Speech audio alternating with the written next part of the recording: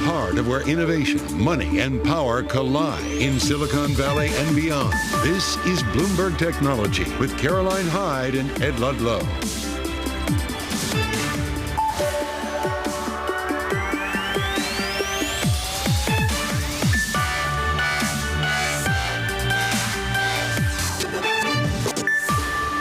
I'm Caroline Hyde at Bloomberg's World Headquarters in New York. And I'm Ed Ludlow, live from San Francisco in APEC. This is Bloomberg Technology. Coming up, world leaders, they descend on San Francisco for the Asia-Pacific Economic Cooperation Summit. Full coverage from Ed ahead as we sit down with the mayor of San Francisco, London Breed. And we'll hone in on the battle for artificial intelligence dominance as the world's most valuable chip maker unveils new processors to maintain its edge. Plus, we'll break down the numbers from the world's largest online shopping event, China's Singles Day, and push ahead to e-commerce numbers from the likes of Walmart and Target coming later this week in the US. But first, we're going to be keeping a close eye on what's happening in China-US relationship more broadly from a global context. And we're going to be talking, of course, about the key leaders that are descending on San Francisco overall. We're going to be hearing that from the world of San Francisco. And we do want to welcome Ed in SF. Welcome to our Bloomberg television and radio audiences worldwide. San Francisco this week hosts APEC. We're joined by San Francisco's Mayor, London Breed. Mayor Breed, thank you for your time this morning. Of course. Look, there's one question that everyone has. Why has it taken the visit of US President Biden, China's President Xi, leaders from around the world for action on all of the problems that this city has been talking about for 4 years now? Well, just to be clear, we have been working on this now for a few years. This is not an issue that we've been sitting around waiting to solve. It's been something that San Francisco continues to work on. And since I've been mayor, since 2018, we've helped over 10,000 people exit homelessness. And we've never even had 10,000 people on our streets. We've seen a reduction when other Bay Area cities saw an increase. And so this is a problem that we continuously worked on. This year, fortunately, we've gotten additional resources from the state and the federal government that has really made a tremendous difference around the challenges that we're dealing with. A question from our audience that was submitted when they heard you were coming on the program is, were people moved temporarily because of the events of this week from specific blocks and neighborhoods to others, or was this a permanent action that was taken for what we see on the streets outside? Well, it was an effort that took place. As you know, we had a court case where it limited our ability to move people off the streets. We still have a few hundred beds available, and our street outreach team is out there every day. And after we got clarity from the Ninth Circuit Court of Appeal, people who are offered shelter are no longer involuntarily homeless. So we are able to move them into housing, into treatment, into support. And so we have been very aggressive once we had that clarity to get people off the streets. Our goal is always to provide support, to provide compassion, but to not let people linger on our streets, especially when we're offering them an opportunity for housing. Our hope with what we've offered is that they will hold on to what we're making available to them. Mayor Breed, the frustration of San Franciscans and the perception of the outside world is this happens every APEC or even with Dreamforce. For a week, the city is cleaned up. It puts its best foot forward. But when everyone leaves on Friday or at the end of the week, what guarantees can you give the city that this is permanent, that the actions the city's taken to address the problems we know about will continue? Well, to be clear, APEC is a very unique event in San Francisco. We haven't had a global event of this magnitude since the United Nations was established. So it's a big deal. And after Dreamforce, things that we've done to keep the streets clean, to deal with the open air drug dealing and using have continued, which is why we're seeing a significant increase in how great the streets look of San Francisco. And also, just so you know, we have certain concentrated areas where there are challenges. Other major cities in the U.S. have the same problems. But in our neighborhoods and the outskirts of San Francisco, things have been looking up for a very long time. Welcome to our Bloomberg television and radio audience worldwide. We're speaking with San Francisco Mayor London Breed. That's the case, right? That these issues are not unique or specific to San Francisco. Indeed, other Californian cities experience them. Why does the world think, though, that San Francisco is a problem city and sort of apportion more blame in that sense than to other cities? Well, San Francisco has always been a larger-than-life city. People are always surprised to find out that our population isn't even 1 million people. We represent the entire Bay Area. It's a global city. It's the gateway to the Asia Pacific. And so what this city has represented in history, whether it's the United Nations in 1945 or the peace treaty with Japan in 1951, San Francisco continues to be that city that creates those global connections, that is really oversized in terms of its image around the world, and it's one of the most beautiful, iconic places anywhere. So we're going to always get attention, whether it's good attention or bad attention, depends on what the story represents. And right now, APEC, all eyes are on the city. Artificial intelligence, of the top 20 AI companies in the world, 8 are in San Francisco, and they are growing rapidly. Autonomous vehicles are being tested here. We're seeing so many new technologies and things that are changing the world. And even during COVID, we were a leader and we saw one of the lowest death rates anywhere in the country. So San Francisco continues to get a lot of attention in various aspects, and that will continue. And my hope is, as a result of APEC, people will finally get to see what San Francisco is from their own experience. The centerpiece of this week for many is President Biden meeting with President Xi, and the expectation is there will be some discussion about fentanyl. Yes. If you had the opportunity to speak to President Xi this week, what would you ask of him in the context of fentanyl? Well, part of it is, just to work with the U.S. and to ensure that the resources that are being sent out of China that come into either the U.S. or Mexico are cut off to the fullest extent possible, that we work together in order to ensure that this deadly poison that is killing people in San Francisco in significant numbers and all over the country, that we're able to combat this, to stop it, so that we can continue the relationship, the good relationship that always existed between China and the U.S. around trade, around business growth and development, because right now this is a big part of what I think is also having an impact on our relationship, because it has been so deadly to the people of the United States. Mayor Breed, who will you be meeting with this week, and what are you hoping to achieve when the week ends? Well, I'm hoping to meet with a number of the leaders who are coming to San Francisco from the various economies. I'll be saying hi. There'll be very brief hellos and meetings and just welcomes to San Francisco, and hopefully an opportunity, not just to talk about the challenges, but to talk about the business opportunities and how San Francisco can be an important part of the economies of these various countries, because many of the growth and development around AI and new technologies are being developed right here. Going into this week, Mayor Breed, you'd announced jointly with Mark Benioff that Dreamforce will return next year. Has Mr. Benioff given you any guarantees that Dreamforce will stay in San Francisco beyond 2024? Well, right now, next year, Salesforce is committed to hosting Dreamforce in San Francisco. Mark is a San Franciscan. He loves this city, and we'll continue to work very closely with him to ensure next year's success, as well as hopefully future Dreamforce success in San Francisco. AI, it's clearly top of mind for everyone, not just this week, but throughout 2023 here in this city. We've talked about all of the square foot of office space that has been filled by AI. Dozens of startups have been founded in this city. What action will you take this week to continue that? What initiatives are you trying to put in place to continue the growth that AI seems to be centering in our city?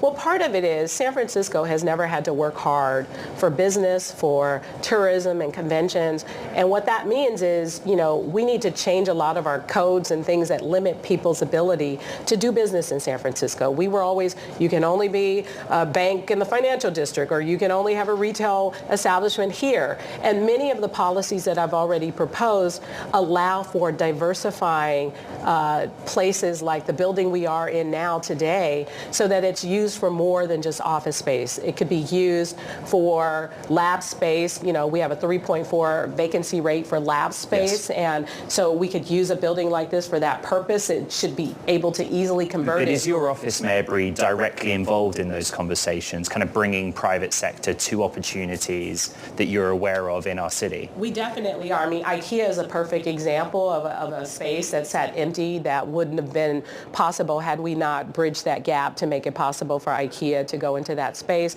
So we're doing both. We're changing policies based on, the communities and the people who are property owners to allow for their properties to be used for more than just one use. We're making planning code changes, and we're trying to just make it easier so that the process is not as cumbersome in trying to deliver something different and unique and diverse for San Francisco business. Mayor Breed, until very recently, San Francisco was the only city in the world that had 2 robo-taxi companies operating 24/7 and charging a fare for driverless rides. Cruise's permit was revoked.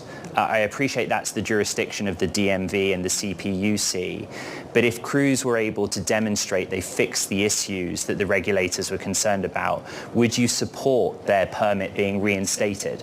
Well, we actually have 3, including Zoox, which is a lot smaller, I know, and Waymo. But they're not charging fares to the public. Yes, and so our hope is that, this is really about safety and security and transparency. And my hope is that Cruise can get things in order to be back on the streets of San Francisco, but they really are going to need to build the trust of the people here in the city. And I know that we don't directly make the decision, but we're still here to work with this technology because we are excited that autonomous vehicles are in San Francisco, are testing in San Francisco, are able to be a new transportation network as a part of San Francisco, but we have to ensure that it's a safe network of transportation as well. San Francisco Mayor London Breed, a big week for APEC 2023. Thank you so much. Thank you for your time. Back to you.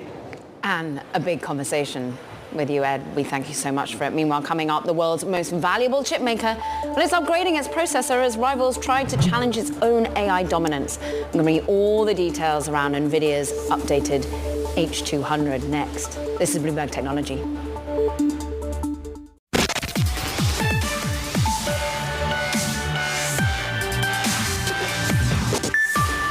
The world's most valuable chip firm, Nvidia, and it's upgrading its all-important H100 AI processor in an effort to maintain its dominance in the artificial intelligence field. New model, guess what, called H200, will get the ability to use kind of high bandwidth memory to better cope with the huge data sets needed for developing, for training, for implementing AI. Joining us now, the man behind the story, Bloomberg's Ian King, and it feels as though the darling of AI isn't resting on its laurels. It sees AMD, it sees Intel, and it has to keep on innovating. No, that's exactly it. I mean, we asked an executive over there exactly that question. Oh, is this you covering up, what the competition are going to bring to market soon? And they were like, no. As soon as we can do something, we do it. We just move forward as quickly as we can on every front. And that's very much their stance. And that's what's kept them ahead so far. Remind us why they are so far ahead. Originally, of course, all about gaming, but they've just managed to offer to particularly, the cloud companies something unique, the data center focus. I mean, it's a mixture of right place, right time, and seeing things coming ahead of time. Their technology fundamentally is very good at parallel computing. Parallel computing is the answer to training these artificial intelligence programs. You basically have to bombard them with lots of information, and the ability to do these small calculations in parallel is absolutely central to that. They put the software in place, they put the systems in place, and right now they're the only real game in town, despite everybody else's attempts. I mean, it's funny, we had, Kai-Fu Lee talking to Bloomberg TV on the end of last week, talking about how he'd stocked up in H100s. Elon Musk, I mean, you name it. Anyone really has been out there trying to demonstrate their strength in AI by how much of a hoard of H100s they had. What about the supply chain of this, Ian? How much are we likely to see sort of the backlogs continue? I mean, the company has said, that they are taking giant leaps forward in terms of availability of these chips, which sounds great. But then if you go online and try to buy one, you see a list price of 28 grand and not currently available. Then you go and try to get one on the grey market and you see a price of $40,000 and upwards. So that tells its own story. Clearly, these things are in extremely high demand. Clearly, Nvidia is selling as many as they can possibly make. And until AMD, Intel, and anybody else can be in the market with a rival that can turn people's eyes in a different direction, it's likely to remain the case. I feel like we need a whole other conversation about the grey market and how that is evolving. But tell us a little bit about, ultimately we were sitting down with Kai-Fu Lee because there's this issue about sanctions on these US chips being shipped to China, and we know that Nvidia front and center has had to change the chips in which it can send. How much of an issue has that been? I mean, obviously H200s aren't getting over there, I assume. Yeah, no, the H100 didn't get over there either. You'll remember a while ago, restrictions were imposed. Basically, a year ago, restrictions were imposed by the US. The time that looked like it was going to be the end for these high-level chips in China. What Nvidia did was read the rules really carefully and come up with something that was essentially a workaround. Chinese got their own versions of these chips, not as good, but still pretty good. New rules have come out which basically block those off. So now we've seen reports about Nvidia taking another step to come up with another version that would essentially circumvent these rules. Ian King, always got the technicalities, the movements at play as we look towards the 21st as well with our all-important numbers. We thank you so much.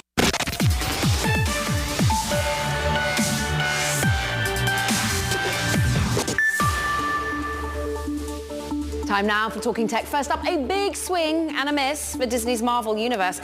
The newest film in the franchise, The Marvels, managed to generate $47 million in US and Canadian theatre ticket sales this weekend.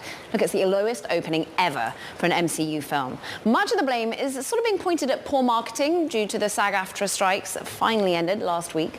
Meanwhile, Salesforce is naming Denise Dresser as the new CEO of Slack. Now, Dresser served as the president of Accelerated Industries over at Salesforce and was previously an executive vice president for enterprise sales. Dresser takes the helm at Slack after the previous CEO, that's Lydianne Jones, announced she was leaving to go and take over at Bumble. Plus, Google suing 5 unidentified scammers that allegedly tricked users into installing malware on their devices. Now, the scammers used social media to encourage users to download a fake version of its AI chatbot Bard. This fake download later allowed scammers to access users' social media accounts. Google is suing for breach of contract and trademark infringement. Meanwhile, let's talk about Google in a legal context a little bit more. It has beefed up the quality of its search engine, but only after it was pressured by the European Union regulators. That's according to the internal documents by the US DOJ, claiming Google's failure to willingly make improvements proves it's illegally maintaining its monopoly. This is while Alphabet CEO Sundar Pichai is about to testify tomorrow in a separate antitrust fight, this time with Epic Games. As always, there's a lot going on. And we're pleased to welcome Malti Nayak, who joins us now for more on all of this. And ultimately, let's just talk about Epic Games for a moment, because it's not just Alphabet's Google that they've had issued with the Play Store. They take issue at many an app store. But tell us what they think that they'll get out of Sundar Pichai tomorrow, Malti. So Epic is trying to prove that Google struck these secret deals with Activision and Riot Games and other competitors to stop them from building their own third-party app stores. And I think they will question Pichai tomorrow on some of these agreements, which they've already shown in court. And they'll also try to show that Google tried to strike these deals with OEMs to make sure that the Google Play App Store was prominently featured on Android phones. So that's what they're going to focus on tomorrow. And they're also going to quiz him on some of the business aspects and some of the policies related to the Google App Store. And Google's lawyers are going to then ask Pichai to explain why some of these policies are justified. You know, Google has to strike these deals to compete with big competitors like the Apple App Store, as well as ensure that there's security and, a lot of good features for developers, as well as a safe platform for users. And therein, they try to vindicate the 30% cut that they and, other app stores take from these developers. I'm interested in the nuance of that, of how much you think they will be able to land the idea that this isn't paying developers to, make okay with a 30% cut, but you're paying developers to come and build on the Google Play Store rather than just going to Apple iOS individually. Of course, they're definitely going to focus on, Google's lawyers already have begun arguing that, the 30% cut is justified because we're giving developers a platform to reach some of the largest users, mobile users in the world. So in terms of having this platform in the first place and providing all these features and programs for developers to build their businesses on their platform, the 30% cut is justified for them to actually be able to invest in this platform, to keep it safe for users, to make sure that it's a good place for developers to come and build businesses that can thrive. Just going back to the broader context here, Malti, how out of the ordinary is it for CEOs to have to get up, to be summoned in this way, to give evidence in this manner? So we've seen a lot of CEOs this year already. We've had Elon Musk, who's been quite, they've been appearing quite often in some of these cases. Sundar Pichai, it's actually going to be his second time in almost 2.5 weeks, because just 2 weeks ago he was in DC testifying in the Google antitrust case related to the DOJ's claims that Google's ad search business is anti-competitive. So, here he is again 2.5 weeks later. He's going to be here tomorrow, testifying. So I think he's going to slowly get, seasoned in terms of being at the witness stand also. But sometimes these CEOs serve as, the conscience of the company. So it'll be interesting to see how he defends. Thank you, Malti Nayak, all things Alphabet. From New York, this is Bloomberg Technology.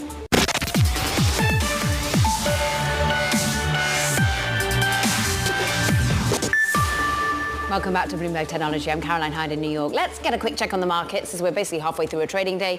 And we're looking at, flat to lower now on the NASDAQ 100. We're off by 1/4 percentage point. Just think how fast we have managed to rally in the month of November so far. Of course, appetite back in tech as we potentially see the peak of hiking cycle for the Federal Reserve. All important CPI number, inflation data coming tomorrow. So it's a macro context. I look at what's happening in the world of chip makers because Nvidia's on the higher side, but nothing else really is. And the stocks is currently off by more than a percentage point at the moment. Bitcoin on the downside. Let's have a look at what's happening in Asia, though. China in particular.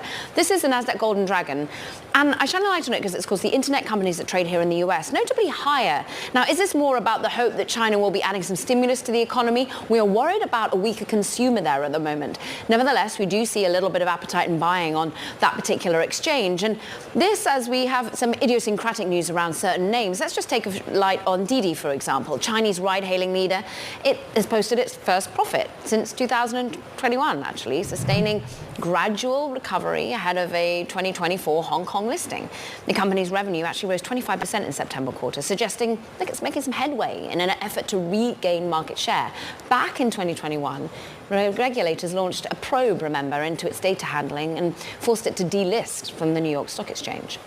Meanwhile, it's been China's most important shopping festival and was held over the weekend. It's called Singles Day, in an annual bargains extravaganza. Remember, Alibaba really popularized it over about a decade ago. While the event is usually dominated by e-commerce platforms, Alibaba, JD.com, Pinduoduo, smaller streaming platforms, Douyin, Kuaishou, they're able to have some breakthrough performances, it would seem. Let's get an expert on this. Jacob Cook, CEO at e-commerce consultancy WPIC Marketing and Technologies, staying up extremely late for us over there in Asia. We really appreciate it, Jacob. Just was the 11th of 11th a good day for these sorts of players? Did the individuals come out and spend more than we anticipated? Well, they certainly did at the start of the shopping festival. I think the legacy platforms were seeing sort of low single-digit increases, maybe even around the 3% mark in your Tmall's and your JD's. Really, I think what you were saying before really is the big story. Your Douyins, your Redbooks, your Kuaishous that are really reporting triple-digit gains on where they were last year. Overall, probably low double digits in terms of where the shopping festival was last year.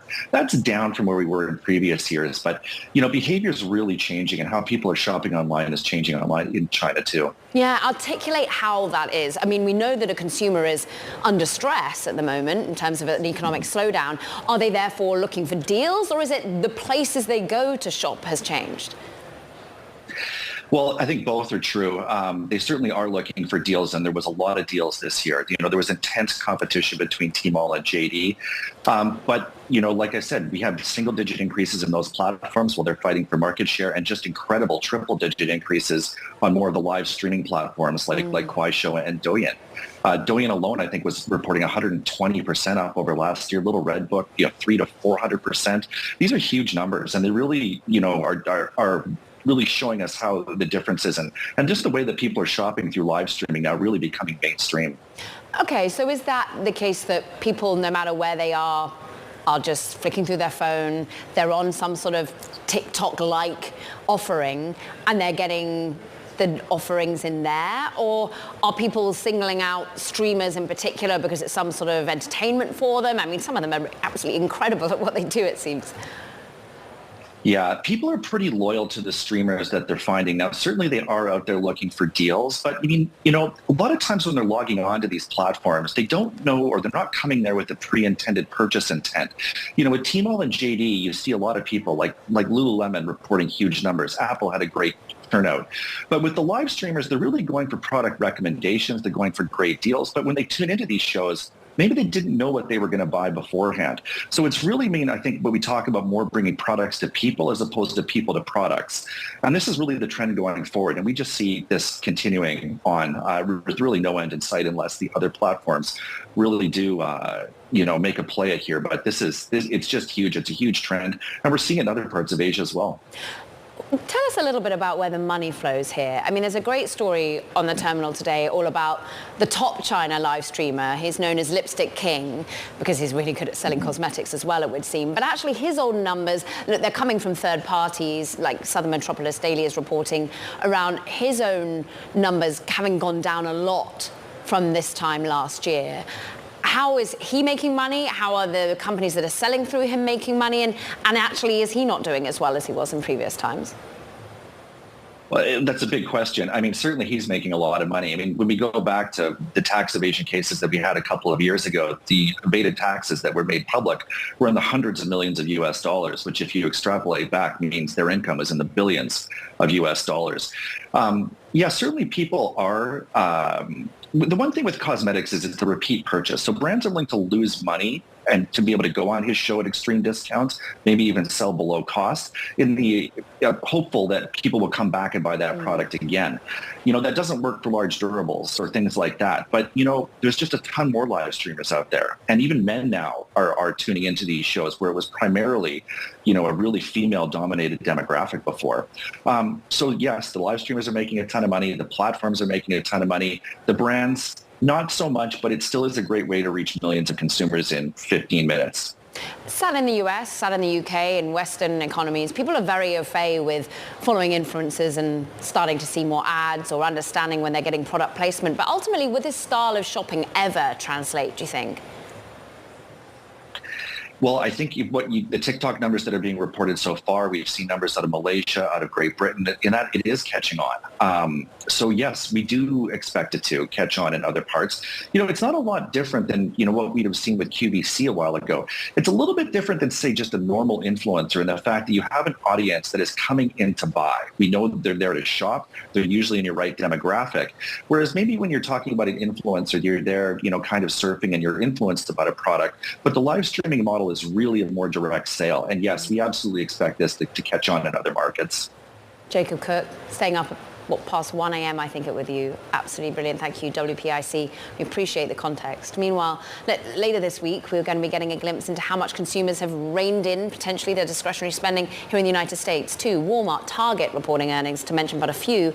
It's a vital holiday season approaching, of course. Jennifer Bartashis is with us at Bloomberg Intelligence. And are we likely to see what we were just hearing about in China, the fact that discounters are doing well at the moment, companies able to shift product if they've got the right price point? Is that what's going to happen here in the US as well? Yeah, I think that is definitely what we're going to see as we go through third quarter earnings.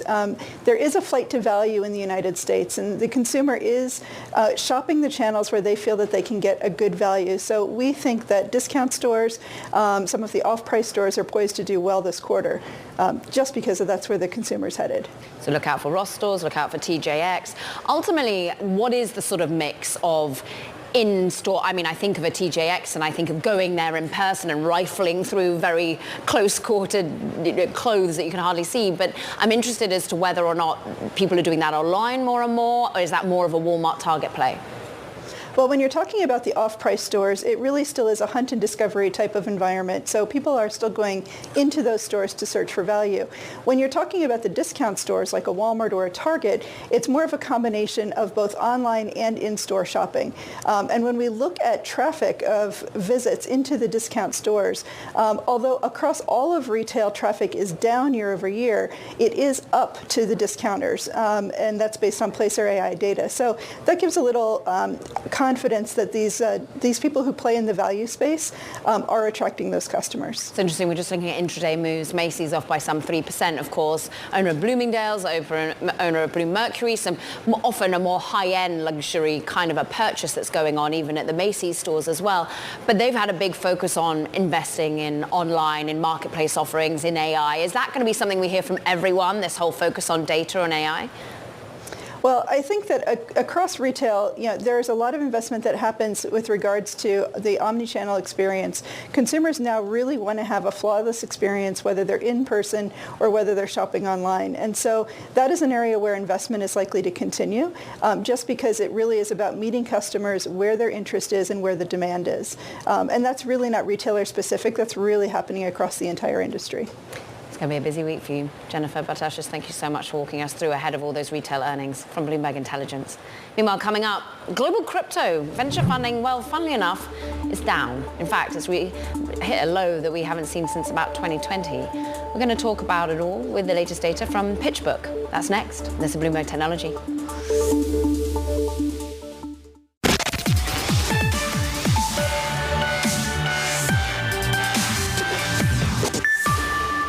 Global crypto venture funding, well, it's hit a recent low amid, of course, the unwinding of Terra Luna, the collapse of FTX. There we mentioned what else was happening last year. According to new data from PitchBook, crypto venture funding fell by 63% year over year to just $2 billion in the third quarter. It's all according to PitchBook crypto analyst Robert Lay. We're pleased to welcome him to the show. And I mean, perhaps unsurprising with the fallout that VC appetite has remained low, but VCs are sitting on a whole ton of cash, some of them. I think of A16Z in particular when it comes to crypto.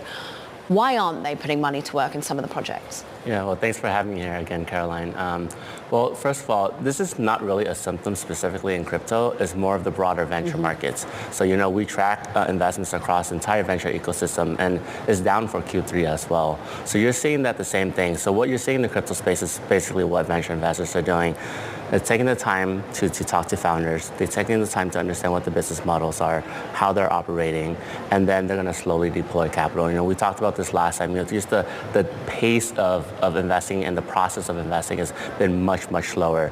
I think with crypto, the unique aspect is there's still regulations that they have to think about, right? And then it's really nascent. All the technologies that are being built is very nascent. So I think that is part of the slowdown too, is specifically in crypto, is those two things. Let's talk about some of the regulatory questions, because actually many, I'm sure, who will gather around their Thanksgiving table this month will say they had some big wins when it came to the SEC sort of unable to enforce the way in which they thought they were. The fact that they lost initially against the grayscale element of turning into an ETF. It seems that they've dropped their issues with Ripple in particular.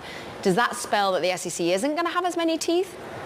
Yeah, honestly, we think what's going to happen is that the SEC is going to inevitably approve some of the things that are happening in the space. So first, we think the spot Bitcoin ETF is going to get approved in the next few months.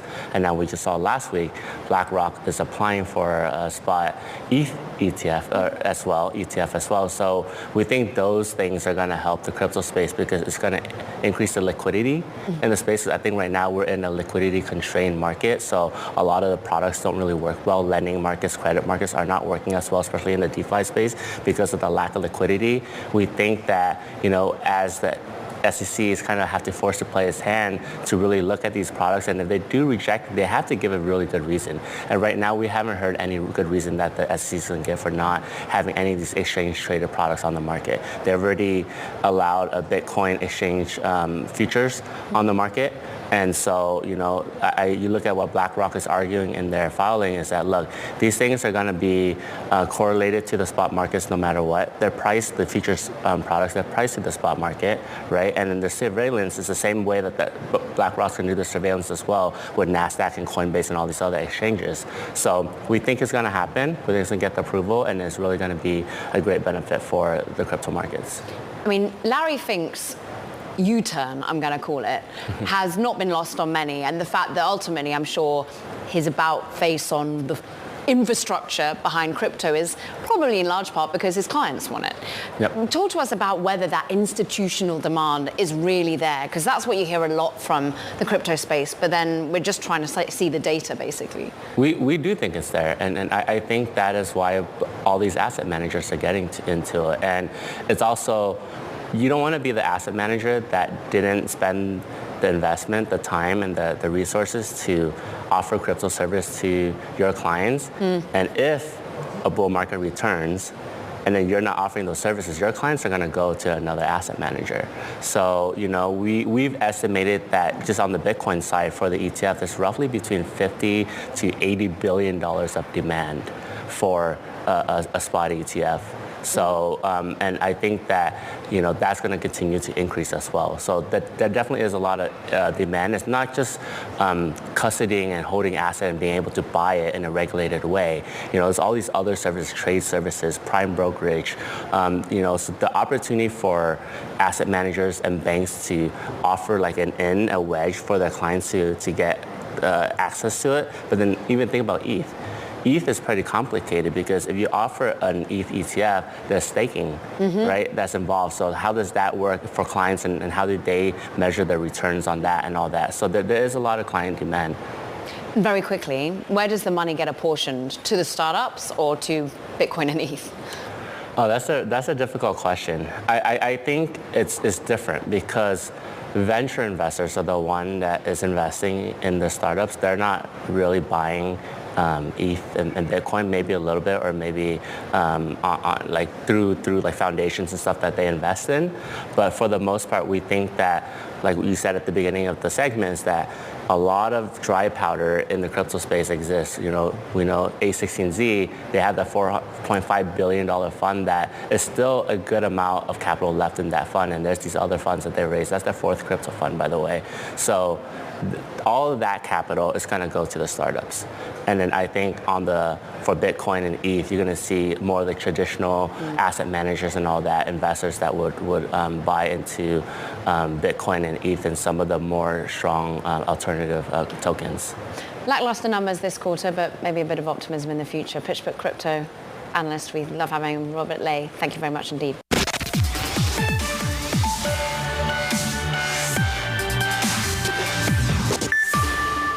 Let's just hone in on the digital health landscape. And parents, this is one for you. Pediatric telehealth startup Summer Health is unveiling a new platform, Everyday Care. For $20 a month, parents will have 24/7 access to their own personalized team of providers in the same way that, look, you would text your family, your friends for a photo, for a video, basically for an update on whether you think your kid's sick or not. Ellen De Silva, Summer Health CEO and founder, is with us to tell us why there is this demand at the moment. What particularly is at breaking point that means that parents need an ability to have telehealth far more easily? Yeah, Caroline, thanks so much for having me on today.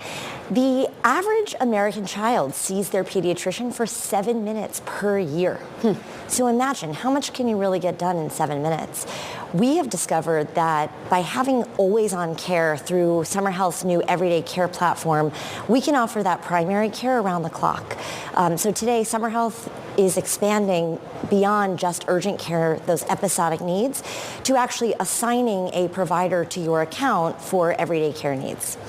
I'm trying to get to grips with how you make the money, because $20 is, well, really rather reasonable when you think about the cost of healthcare. So I'm trying to understand, where do you get the revenue streams from? How are people, of course, that you're bringing onto your telehealth to offer their services, how are they getting the money as well? Yeah, so Summer Health is a subscription service. It's $20 per month or $192 per year. Many of our customers actually pay that annual plan. And it's basically the cost of a copay. We have the most high quality providers on the platform because we have developed our own proprietary backend for our providers. We've actually leaned into AI quite a bit to give the doctors at their fingertips the most simple to use and easy to access resource to give parents the most personalized solution. You're backed by really some heavyweights in the world of VC, Sequoia, Lux Capital, Box Group, individuals as well. Where are they thinking that you're a solution that just isn't being offered elsewhere? Yeah, well, I have yet to see a telemedicine platform that really leans into continuous care. We hear the clamor growing louder, especially from parents, but certainly from Americans all over the country, that they're looking for a physician to really get to know them, get to know their family, get to know their family's needs. What Summer Health has been able to do is develop that kind of always-on care by being there continuously and forging a relationship by assigning a provider to your account. What we see other telemedicine platforms do is basically you can sort of parachute in for that one-off moment and step out, and they don't really get to know you. So that's where we're moving. It's interesting that, I was there trying to get an appointment for my son for an ear issue on the Friday because I knew I had to go in to see someone and there wasn't a single doctor available in the whole of the county. I'm interested as to how do you solve for that element? That at the end of the day, a lot of these things, a doctor just has to have a look. Yeah, we've actually been pleasantly surprised by how much we can do via telemedicine. A lot can be done with a recorded video or a photo that we can treat. Our providers, if you have a respiratory issue, for example, snap a video and our doctors can hear that cough over and over again. Our providers actually think it's better than some of the video chat care because they can see it time and time again. We also have the benefit of working with a great pharmacy provider so that we can locate medicine that's out of stock for you and let you know when that medicine is available for your family so you're not waiting for an hour in the pharmacy for that medication. Boy, I feel that. I'm interested in just ultimately, at the moment, we just talked about the VCs that are backing you. Are you needing to raise more funds? How is that ongoing conversation? I'm sure every founder out there is having it, but have you managed to get some sort of runway? Yeah, so we're very grateful to be backed by Sequoia Capital, Lux, Chelsea Clinton's Metrodora, and other amazing VCs who have supported us through this journey. We're growing rapidly. We hope other parents will come join us, and that thankfully has been fueling our growth. So we're in a great position right now. Ellen, great to have some time with you. And for every parent out there, we feel you when it comes to perhaps the current illnesses that are floating around. Ellen De Silva, we thank her, Summer Health CEO and founder.